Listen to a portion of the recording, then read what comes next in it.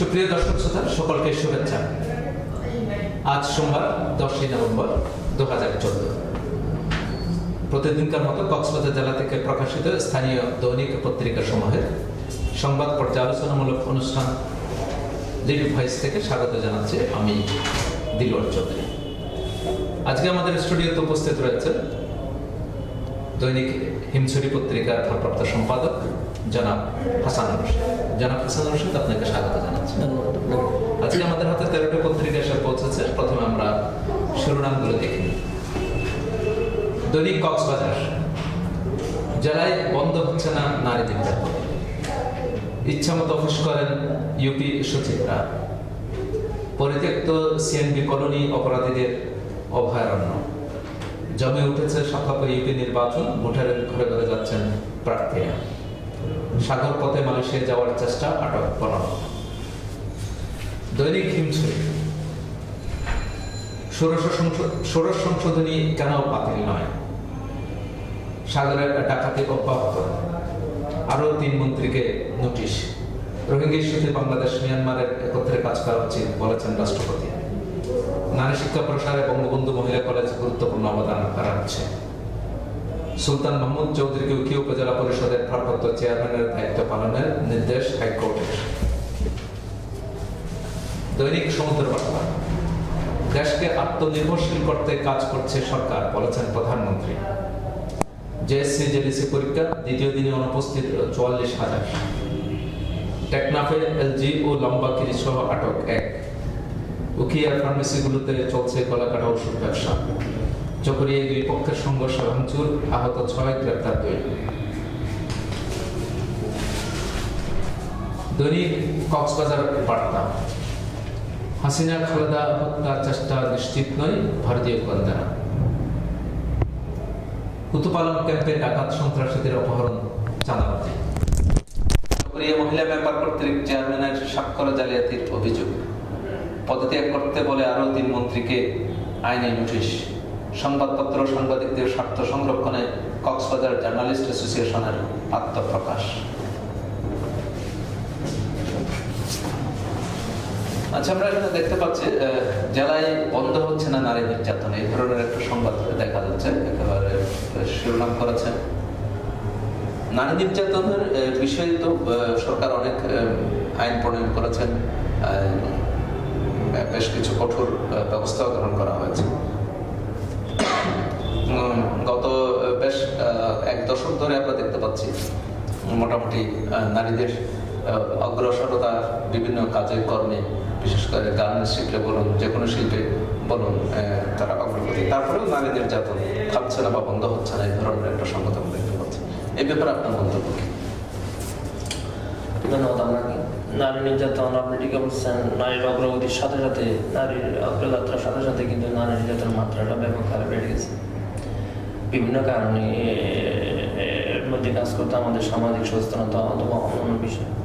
তবে এখানে যে বিষয়টা আমার মনে হয় একটু আসছে, সেটা হচ্ছে পারিবারিক নির্যাতনটা বেশি হচ্ছে। এখানে 2-1টা ঘটনা উল্লেখ করা হয়েছে এবং এটা একটা তথ্য উপস্থাপন করা হয়েছে 2000 থেকে প্রায় 8 বছরের মধ্যে প্রায় 1,500-এর মতো নারী নির্যাতন ঘটনা শুধু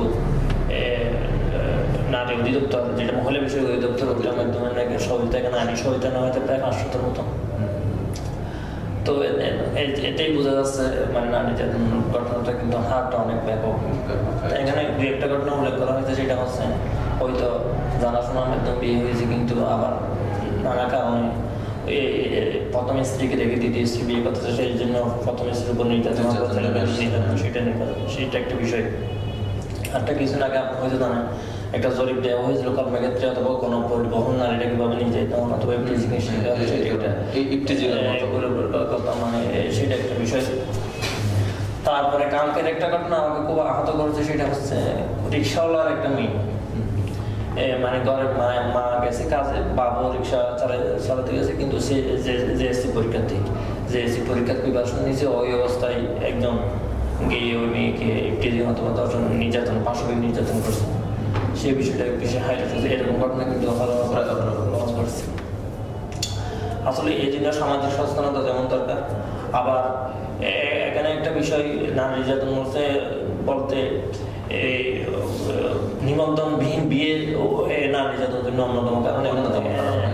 এখন নিবন্ধন যদি থাকে তাহলে আমি একটা সামাজিকভাবে আইন আদালতের মাধ্যমে তার অধিকার পেতে পারি। এখন যদি কোনো কারণ আমি ওইটা যদি না করি, নিবন্ধন না করে যদি বিয়েটা করি, তাহলে কালকে যদি একটা মেয়েকে যদি শ্বশুর বাড়ি থেকে অথবা স্বামী সাথে তাড়িয়ে দেয়, তাহলে সে আইনি অধিকার পেতে কিন্তু আর গ্রাউন্ড সিস্টেম হয় না। তো সব ক্ষেত্রে মানে বিবাহ নিবন্ধনের জন্য সেগুলো একটার সাথে একটা জড়িত। আর আমি যতটুকু জানি নারী নির্যাতন এবং অন্যান্য বিষয় নিয়ে কিন্তু প্রচুর এনজিও, অনেক এনজিও কিন্তু এই বিষয়টাকে মূল প্রাধান্য রেখে এখন কক্সবাজারে অথবা সারা দেশে কাজ করছে। আচ্ছা, এক্ষেত্রে আপনার কাছে কি কোনো তথ্য আছে যে নারী নির্যাতনের হারটা যে বৃদ্ধি পাচ্ছে সেটা কোন শ্রেণীর জনগোষ্ঠীর কাছে বেশি? কি নিম্ন আয়ের জনগোষ্ঠীর মধ্যে বেশি হয়, না মধ্য আয়ের, নাকি উচ্চ আয়ের মধ্যে? কোন দিকে বেশি হচ্ছে বলে আপনার? এখন নিম্ন আয়ের বিষয়টা যেটা বললাম সেটা হচ্ছে নিবন্ধন না হওয়ার কারণে এটা সাধারণত স্বাভাবিকভাবে নিম্ন আয়ের যারা আছে পরিবার যেগুলো আছে। কিন্তু আবার উচ্চ পর্যায়ে যে হচ্ছে না সেটা আমরা কিছুদিন আগে জানলাম, পত্রিকায় জেনেছি যে একটা অন্য সন্তান এবং ইয়ার কারণে স্ত্রীকে হত্যা করে, এক সন্তান এবং স্ত্রী হত্যা করেছে অন্য ইয়ার কারণে সম্পর্ক। সেটা হচ্ছে আপনার মেন্টালি একটা বিষয়। এইটা পারিবারিক নির্যাতন বিষয়টাকে আমার মনে হয় এখন ইপটিজিং এটা বিষয়, এটা সামাজিক এবং অন্যান্য বিষয়, কিন্তু পারিবারিকভাবে পরিবারের অভ্যন্তরে কিন্তু অনেক নারী শিশু নির্যাতনের শিকার হচ্ছে। তারপরে আছে আপনার কাজের যদি মেয়েটা গৃহ পর্যায়ে তারও বিভিন্ন তো সব মিলিয়ে নারী নির্যাতনের মাত্রা বেড়েছে। এবং আপনি জানেন নারী নির্যাতনের জন্য বিভিন্ন সময় সরকার একটা নারী নীতির বিষয় আছে। এরপর আজকে একটা পত্রিকাদের মধ্যে অনেক আগে ফতোয়ার একটা বিষয় নিয়ে আদালতে একটা রায় দিয়েছিল, সেটা পূর্ণাঙ্গ রায় এখনো প্রকাশ করে নেই, সহসা এর মাধ্যমে মানে প্রকাশ পেতে যাচ্ছে। সেটা হলে তাহলে এখানেও কি বিষয় আশ্রয় আছে সবকিছু মিলিয়ে একটা পূর্ণাঙ্গতা আমার মনে হয় হবে বলে আমি আশা করি। সেক্ষেত্রে নারী নির্যাতনের হার কমার একটা সম্ভাবনা আছে। সাগরে ডাকাতি অব্যাহত রয়েছে, এই যে বিষয়টা সাগরে বিশেষ করে আজকে বেশ কয়েকটি পত্রিকায় আসছে, অনেকেই সেটাকে বয়কট করার জন্য অনেকে জেলেরা এতেও যাবে না বলা হচ্ছে, মাছ ধরতে যাবে না, এই ধরনের একটা আলটিমেটামও দিয়েছে প্রশাসনের প্রতি। তো এই ব্যাপারে আপনার মন্তব্য কি? এখানে ওই সাগরের দস্যুতার বিষয়টা হঠাৎ করে আমার এক মাস দিক থেকে চলে আসছে, যখন মাছ বৃদ্ধি পাচ্ছে হঠাৎ করে বলতে যখন মাছ ব্যাপক আকারে সাগরে যারা মাছ পায়, তখন কিন্তু এই ডাকাতগুলো কতগুলো দস্যুরা কিন্তু যে যারা মাছ ধরে আসে ওদের উপর হামলে পড়ে, মাছগুলো কেটে নেয়, জাল কেটে নেয়, অন্যান্যগুলো এগুলো হিচিং হয়, মারামারি হয়। কিছুদিন আগে আমরা দেখলাম যে 15 জন জেলেকে উদ্ধার করা হয়েছে এবং সেখানে সাথে ডাকাতও পাওয়া গেছে। তো সব মিলিয়ে প্রশাসনের উদ্যোগও সেখানে দেখা যাচ্ছে, আবার ডাকাতিও ব্যাপকভাবে হচ্ছে। আসলে সাগরের বিষয়টা তো ব্যাপক, ওখানে এরকম ঘটনা ঘটতেই পারে। তবে আমার মনে হয় সচেতনতার মাধ্যমে যারা আছে, এবং একটা বিষয় এখানে কিছুদিন আগে এই বিষয়টা সরকারের পক্ষে আছে কিনা জানি না, আমি একটা পত্রিকা রিপোর্ট দিলাম, ওখানে নিজস্ব একটা বোর্ডের যারা আছে যে সব বোর্ড নিবন্ধন, এখন তো বোর্ডের নিবন্ধন হচ্ছে, নিবন্ধনের মাধ্যমে যদি সেগুলো আবার যদি ইয়াতে যাওয়া যায়, সব যে সকল বোর্ড সাগরে যাচ্ছে এদের মধ্যে একটা নেটওয়ার্কের মধ্যে আনা যায়, ওয়ারলেস সিস্টেমের মধ্যে একটা বোর্ড আক্রান্ত হলে যদি সেইটা দস্যুতা যেমন কাজ করবে। তারপরে অনেক সময় দেখা যায় যে বোর্ড একটা ওয়ারলেস সিস্টেম করলে আবার একটা বোর্ড যদি আবহাওয়া সংকটটা জানলো, ওই সবাইকে একসাথে দুদিক দিয়ে কাজ করে, আবহাওয়াগত কোনো দুর্যোগের কবলে পড়লে সাগরে দস্যুরা সাগরে যে কোনো দুর্যোগের সমস্যার সাথে তারা মোকাবেলা যৌথভাবে মোকাবেলা করে। সেটা ভালো অবশ্য প্রস্তাব, এটা চমৎকার একটা প্রস্তাব দিয়েছে। দৈনিক বাকখালী কি মধু আছে খালেদার মামলায়? মিয়ানমার সীমান্তে কাঁটাতারের বেড়া নির্মাণে সরকারের নীতিগত সিদ্ধান্ত, রায় প্রকাশের পর পরোয়ানা রিভিউর সিদ্ধান্ত আদালতের। জলদস্যুদের অব্যাহত তাণ্ডবে ফিশিং বোট মালিকদের মৎস্য শিকার বন্ধের হুমকি। দৈনিক সৈকত এখনো আসছে সর্বহারা রোহিঙ্গা পরিবার। মিয়ানমার সামরিক বাহিনী ঘুষ নিচ্ছে, $500 এক নৌকা রোহিঙ্গা বাংলাদেশে। সংবিধানের লেবাসে গণতন্ত্রের অন্ত্যেষ্টিক্রিয়া চলছে বলেছে বিএনপি যুগ্ম সম্পাদক। দৈনিক আজকের দেশ বিদেশ কামরুজ্জামানের মৃত্যুদণ্ডাদেশ স্থগিতের আহ্বান HRW। ইয়াবা ও আদম পাচার বন্ধে জিরো টলারেন্সে বিজেপি। সাংবাদিকদের সাথে মত বিনিময়কালে সেক্টর কমান্ডার কর্নেল ফরিদ। বর্তমান জঙ্গিদের হাসিনা খালেদা হত্যা প্রচেষ্টার খবর সঠিক নেই। 2 বছর ধরে হোটেল মোটেল জনের বিপ্লব, 2 বছর ধরে সংস্কার করাই না করাই ট্রেন ভরাট দুর্ভোগ চরমে। দৈনিক আপন কণ্ঠ, সদর হাসপাতালে চক্ষু চিকিৎসক না থাকায় রোগীদের দুর্ভোগ। হিমশিম বাতাসে শীতের জবুথবু শুরু। আজ থেকে শুরু হচ্ছে বিশেষ অভিযান। মুখিয়া টেকনো সড়কে চলছে 5000 ফিটনেস ছাড়া যানবাহন। দৈনিক সাগর দেশ, রোহিঙ্গা প্রত্যাবাসন বিরোধী 3 বিদেশি এনজিও বহাল তবিয়তে। মিয়ানমার সামরিক বাহিনী ঘুষ নিচ্ছে, ওয়াশিংটন পোস্ট। $500 এক নৌকা রোহিঙ্গা বাংলাদেশে। টেকনাফে করলা চাষে পাম্পার ফলন। উকিয়ার লম্বারঘোনা সরকারি প্রাথমিক বিদ্যালয়ে গাছতলায় শিক্ষার্থীদের পাঠদান। আচ্ছা, এখানে আমরা দেখতে পাচ্ছি রোহিঙ্গার বিষয়টা বেশ কয়েকটি পত্রিকার প্রধান শিরোনাম হয়েছে এবং একটা নতুন একটা ওয়াশিংটন পোস্টের বরাত দিয়ে একটা কথা বলা হয়েছে। মিয়ানমারের সামরিক বাহিনী উল্টো ঘুষ নিচ্ছে বাংলাদেশে পাঠিয়ে দেওয়ার জন্য, প্রতি নৌকায় $500 করে একটা কথা বলা হচ্ছে এখানে। আবার আমাদের বর্তমান আমাদের রাষ্ট্রপতি মহোদয়, আমাদের প্রেসিডেন্ট মহোদয়, তিনি ইয়েতে আছেন, চীন সফরে আছেন। তো সেখানে একটা কথা বলেছেন তিনি যে মিয়ানমারের সাথে যৌথভাবে বসে এটা সুরাহা করার ব্যাপারে, রোহিঙ্গা সমস্যার সমাধানের ব্যাপারে একটা আহ্বান জানিয়েছেন। তারা যৌথভাবে এই কথাটা বলেছেন। আমরা জানি মায়ানমারের উপরে চীনের একটা প্রভাব রয়েছে, স্বাভাবিকভাবে তাদের মধ্যে বন্ধুত্বপূর্ণ একটা সম্পর্ক আছে।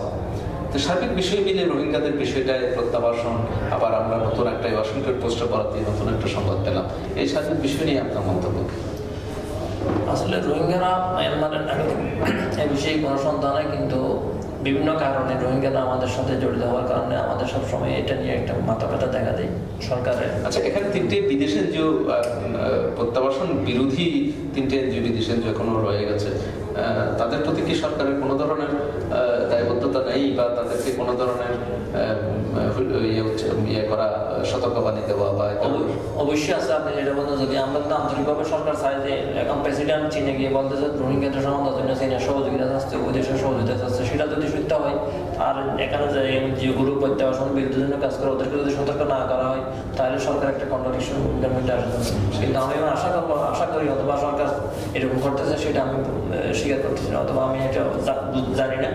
মানে এরকম সরকার ভূমিকা আমরা দেখিনি। সরকার রোহিঙ্গাদের ব্যাপারে দ্বৈত নীতি নেবে সেটা আমরা আশা করবো না, অথবা নিচ্ছে বলে আমরা এখনো দেখতে পাচ্ছি না।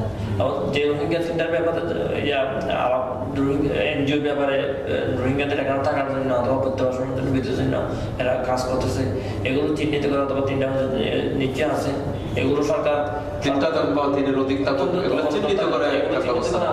এগুলো তো স্থানীয় প্রশাসন থেকে ওখানে মন্ত্রণালয়ে যেতে হবে। মন্ত্রণালয়ে যাওয়ার পরে সরকার সর্বোচ্চ ফোরাম এটা ডিস্ট্রাক্ট করার জন্য নিতে হবে। আমরা শুধু পত্রিকায় রিপোর্ট করবো, আমি আশা করবো পত্রিকার এই রিপোর্ট করে আমরা নিই, আমাদের সংশ্লিষ্ট স্থানীয় প্রশাসন এগুলো ঊর্ধ্বতন মহলে রিপোর্ট করবেন, যাতে এগুলো চূড়ান্ত যাচাই বাছাই করে যদি এই আইনগুলো আমাদের রাষ্ট্র বিরোধী, রোহিঙ্গা প্রত্যাবাসন বিরুদ্ধে যদি কাজে জড়িত থাকে, এদের বিরুদ্ধে অবশ্যই ব্যবস্থা নেওয়া উচিত। আরেকটা বিষয়, সদর হাসপাতালের একটা বিষয় দেখতে পাচ্ছি, চক্ষু চিকিৎসক নাই, রোগীদের খুব দুর্ভোগ। একটা সদর হাসপাতাল, এটা কেন্দ্রীয় একেবারে জেলা সদর হাসপাতাল, এবং এই হাসপাতালটা কিন্তু আমাদের যে কক্সবাজার একটা মেডিকেল কলেজ, সরকারিভাবে মেডিকেল কলেজ স্থাপিত হয়েছে, এবং সেই মেডিকেল কলেজের ছাত্রছাত্রীদের ট্রেনিং পারপাস এই জায়গায় ব্যবহৃত হবে। তো স্বাভাবিকভাবে যেহেতু একটা মেডিকেল কলেজ আছে, কলেজে নিশ্চয়ই চক্ষু বিভাগ আছে, বিভিন্ন বিভাগ থাকবেই। তো সেখানে হাসপাতালের মতো একটা জায়গায় চক্ষু চিকিৎসক না থাকায় নেই, এই ধরনের একটা সংবাদ আমরা দেখতে পাচ্ছি। এই ব্যাপারে আপনার মন্তব্য? এটা আমাদের জেলা সদরের একটা হাসপাতাল এবং মেডিকেল কলেজ সংলগ্ন একটা বিশ্ববিদ্যালয়ের জন্য খুব একটা খারাপ সংবাদ, কক্সবাজার জেলাবাসীর জন্য আমাদের খারাপ সংবাদ। তো যে বেসরকারি পর্যায়ে আমাদের এখানে চিকিৎসার জন্য উন্নত মানের চিকিৎসা আছে, কিন্তু জেলা সদর মানে জেলা সদর হাসপাতালে সরকারি সুযোগ সুবিধা থাকবে না, সেটা কিন্তু হয়তো অনেক যন্ত্রপাতি করে সেগুলো। আমি কিছুদিন আগে বলছিলাম যে আগে এক সময় ছিল যে যেখানে অ্যাম্বুলেন্স আছে সেখানে ড্রাইভার না, যেখানে ড্রাইভার আছে সেখানে অ্যাম্বুলেন্স নাই। তো এই কারণে যদি যন্ত্রপাতি আছে, এই যন্ত্রপাতিগুলো নষ্ট হয়ে যায়, তাহলে এগুলো সরকার জনগণের গরিব, আমাদের টাকা পয়সা দিয়ে জনগণের সরকারি সম্পদ এগুলো নষ্ট হচ্ছে, আমাদের সম্পদ নষ্ট, আমাদের দেশের সম্পদ নষ্ট। বেসরকারি এখন চক্ষু হাসপাতালের চিকিৎসক যদি জেলা সদর জেলা লেভেলে বলে মোটামুটি একটা সাথে, কিন্তু জেলা লেভেলে অবশ্যই মেনে নেওয়া যায় না। আমরা যতটুকু জানি সরকার এবং অ্যাভেলেবেল এবং বিসিএস এর মাধ্যমে এখন টেম্পোরারি বিভিন্ন ক্ষেত্রে ভাবেই কিন্তু ডাক্তার চিকিৎসা দিচ্ছি। কক্সবাজার জেলা সদর হাসপাতালে আমাদের আজকে প্রথম থেকে অবশ্যই আমরা দাবি জানাবো একটা অন্তপক্ষে চক্ষু বিভাগটা একটা গুরুত্বপূর্ণ মানুষের একটা অঙ্গ, সেটার জন্য অবশ্যই ডাক্তার নিয়োগ দেবেন, চিকিৎসা নিয়োগ দেবেন, আমরা সেটা আশা করি। দৈনিক সমুদ্রকণ্ঠ সাবেক স্বাস্থ্য সচিব নিয়াজ উদ্দিনের জেলা সদর পরিকল্পনা কর্মকর্তা নাজমুলেরও কোটি কোটি টাকার দুর্নীতির সম্পদ। পৃথিবীতে রোহিঙ্গাদের কোনো দেশ নেই। বঙ্গোপসাগরে মালয়েশিয়াগামী ট্রলার সহ আটক 2,42,000 শূন্য পদ দ্রুত পূরণের নির্দেশ প্রধানমন্ত্রীর। রায় হলেও সরকার নিয়ে কোনো সহিংসতা হবে না, সাবেক শিবির নেতার আশ্বাস। দৈনন্দিন ধান খেতে পোকার আক্রমণ, চাষিরা ক্ষতিগ্রস্ত হওয়ার আশঙ্কা। বঙ্গোপসাগরে মালয়েশিয়া পাচারের ট্রলার সহ আটক 15। সাংবাদিকদের সাথে বিজিবি কক্সবাজার সদর দপ্তর সেক্টর কমান্ডারের মত বিনিময়। পদ্মা সেতু নির্মাণের কার্যক্রম শুরু হয়েছে, নদী শাসন চুক্তি আজ। আজকের কক্সবাজার ক্ষুধামুক্ত বাংলাদেশ গড়াই এই সরকারের লক্ষ্য। খাদ্য মন্ত্রণালয় পরিদর্শনকালে প্রধানমন্ত্রী শেখ হাসিনা। দস্যুতা বন্ধ না হলে কোনো ফিশিং বোট সাগরে মাছ শিকারে যাবে না। সীমান্তে সকল অপরাধ দমনে বিজিবি সংকল্পবদ্ধ। একরাম সহ মানব পাচারের 5 গডফাদার চার্জশিট থেকে পান। দৈনিক রূপসী গ্রাম জেলায় লক্ষ্যমাত্রার চেয়েও বেশি উৎপাদনের সম্ভাবনা আমন ধানের। উখেই লম্বাগুনা প্রাথমিক বিদ্যালয়ে খোলা আকাশের নিচে শিক্ষার্থীদের পাঠদান। জেলায় জেএসসি ও জেডিসি পরীক্ষার দ্বিতীয় দিন অনুপস্থিত 487, বহিষ্কার 1। আচ্ছা, আমরা একটা প্রাথমিক বিদ্যালয়ের কথা বলা হচ্ছে, আরো দু একটি পত্রিকা এটা এসছে। উখেই লম্বাগুনা একেবারে খোলা আকাশের নিচে তারা এখানে ছবিও দেওয়া হয়েছে, কিন্তু স্কুল তো পাশে দেখা যাচ্ছে, একটা বিল্ডিং দেখা যাচ্ছে, কিন্তু তারপরে খোলা আকাশের নিচে পাঠদান হচ্ছে। এই বিষয়টাকে স্থানীয় যারা শিক্ষা প্রশাসন আছে, উপজেলা প্রশাসন আছে, তারা বিষয়টাকে বিবেচনায় তলিয়ে দেখা দরকার। আমার মনে হচ্ছে সেটা বিদ্যালয় আছে কিন্তু পর্যাপ্ত শ্রেণীকক্ষ নয়, হয়তো এটা এই কারণে হয়তো বিদ্যালয়টা সম্প্রসার করা হয় না। ছাত্র আমরা তো আমাদের স্কুল গোয়িং 100% উন্নতি করার জন্য, সেই হিসাবে যদি স্থাপনা না থাকে তাহলে আমার মনে হয় সমস্যাটা ওখানে বিদ্যালয়টা দেখা যাচ্ছে আর্থিক অন্তর্জমিতে। তো পার্শ্ববর্তী আর একটা বিল্ডিং অবশ্যই নির্মাণ করা দরকার, যাতে আমাদের এই ছাত্রছাত্রীরা ঠিকমতো লেখাপড়া করতে একান্ত যাবে। হয়তো এই মৌসুমটা শুষ্ক মৌসুম হতে পারা যাচ্ছে, কিন্তু বর্ষা মৌসুম তাই আমাদের শিক্ষা প্রাথমিক শিক্ষার 100% যে উন্নতিটা আমাদের টার্গেট সেটা ফুলফিল করা এত কঠিন হয়ে ওঠে। এক্ষেত্রে আমরা মধ্যবর্তী জাতীয় পত্রিকাগুলো তো ওই বিষয়টা দেখি, সেগুলো বিল্ডিং এর স্বল্পতা অথবা নদী বান্ধবের কারণে স্কুলটা ধসে গেছে আর পূর্ণাঙ্গ হয়নি। এগুলো আসলে আমাদের সমস্যা আছে, সম্ভাবনা আছে, সবকিছু নিয়ে আমাদের এগিয়ে যেতে হবে। তো এগুলো আসলে দৃষ্টি আকর্ষণ অবশ্যই। যেখানে অনেক আবার এমন স্কুল আছে যেখানে হয়তো পর্যাপ্ত শ্রেণীকক্ষ আছে কিন্তু ছাত্র নেই, এটা আসলে একেবারে ইউনিফর্মলি তদন্ত করে বিষয়গুলো পরিদর্শন করে এগুলো নির্মাণ করা উচিত। আমরা ক্ষুধামুক্ত বাংলাদেশ গড়তে চাই, সরকারের ঘোষণা। খাদ্য মন্ত্রণালয় পরিদর্শন করেছেন আমাদের মাননীয় প্রধানমন্ত্রী। আমাদের জেলাতেও এই ব্যাপারে লক্ষ্যমাত্রার চেয়েও বেশি উৎপাদনের সম্ভাবনার কথা বলা হচ্ছে। পাশাপাশি আরেকটা সংবাদ দেখতে পাচ্ছি, ধান খেতে পোকার আক্রমণ, চাষিরা ক্ষতিগ্রস্ত হওয়ার আশঙ্কা প্রকাশ করছে। তারপরেও মানে উৎপাদনের বেশি উৎপাদনের একটা সম্ভাবনা। যেটা পোকার আক্রমণের শিকার কথা বলা হচ্ছে সেটা হচ্ছে একটা এলাকায় দেখতেছি আমি উঠিয়ে আবার ওভারঅল জেলা কৃষি সম্প্রসারণ অধিদপ্তর উদ্যোগ দিয়ে যে রিপোর্টটা করা হয়েছে আমার মনে হয় সেটাকে আমরা প্রাধান্য দেবো। সেখানে ওভারঅল মিলে কম বেশি একটা এলাকা বেশি একটা এলাকা বেশি মিলে আমরা জেলা আসলে কক্সবাজার জেলা সবসময় মানে আমাদের খাদ্য ঘাটতি, আমার উত্তর অঞ্চলে অনেক জেলা দেখি খাদ্য ঘাটতি, কিন্তু আমরা সবসময় খাদ্য শুধু ফসল দিক দিয়ে মানে আমাদের মেন প্রধান খাদ্য ধানের দিক দিয়ে মানে সালের এটা তো যেমন আমরা এগিয়ে আছি, তারপর অন্যান্য আরো অনেক প্রোডাক্ট আমাদের কক্সবাজার থেকে উৎপন্ন হয় যেগুলো আমাদের অধিক উৎপন্ন হয়। কক্সবাজার একটা উন্নত মানের খাদ্য সংযোগ জেলা, একটা অর্থকরী ফসল এরকম জেলা, একটা বৈদেশিক মুদ্রা আয় করে সেরকম মানে দেশে অন্য কোথাও উৎপাদন হয় না লবণ, সেরকম একটা জেলা, মানে স্বয়ংসম্পূর্ণ একটা জেলা বলবো আমি। তো এই জেলায় আসলে আমরা উৎপাদন অথবা এখন এবছর আপনি খেয়াল করেন হয়তো বন্যাও তেমন একটা হয় না, করলাটা চাষেও কিন্তু স্বয়ংসম্পূর্ণতা অর্জন করার সংবাদ আমরা দেখেছি। সবজি টাকা এক সময় আমরা জানতাম যে রামু অথবা চকরিয়ার মাতামুড়ি কুলগে সেই সবজিগুলো হইতো, এখন যদি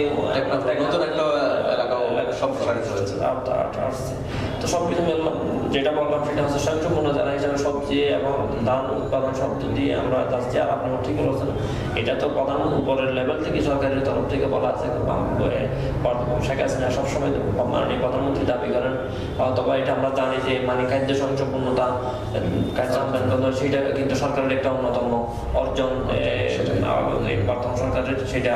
এবং প্রধানমন্ত্রী ঠিকই গেছেন, প্রধানমন্ত্রী কিন্তু এইটা ক্ষমতায় আসার পরে, ক্ষমতা গ্রহণের পর থেকে প্রত্যেক মন্ত্রণালয়ে গিয়ে অফিস করে ওই মন্ত্রণালয় অভিজ্ঞতা করে দেখতেছেন এবং ওই মন্ত্রণালয়ের অধীনে যে সমস্যাগুলো আছে সেই সমস্যাগুলোকে প্রায়োরিটি দিয়ে সেগুলোকে সমাধানের চেষ্টা করতে চমৎকার একটা জনগণের দুর্গরের সেবা পৌঁছাতে দেওয়ার জন্য, জনগণের উপকারের জন্য সবকিছু মানে নিজে কুটি দেখতেছেন। মানে একদম মন্ত্রী আছে, মন্ত্রী করবে সেটা না থাকে, উনি এগুলো কিন্তু তদারকি করতেছেন। এটা একটা গুরুচিন বাংলাদেশের জন্য। তো ধন্যবাদ জনাব হাসানুর রশিদ, আপনি এতক্ষণ আমাদের সময় দেওয়ার জন্য। ধন্যবাদ। সুপ্রিয় দর্শক শ্রোতা, এতক্ষণ আপনারা সংবাদ পর্যালোচনামূলক অনুষ্ঠান লিড ভয়েস দেখলেন।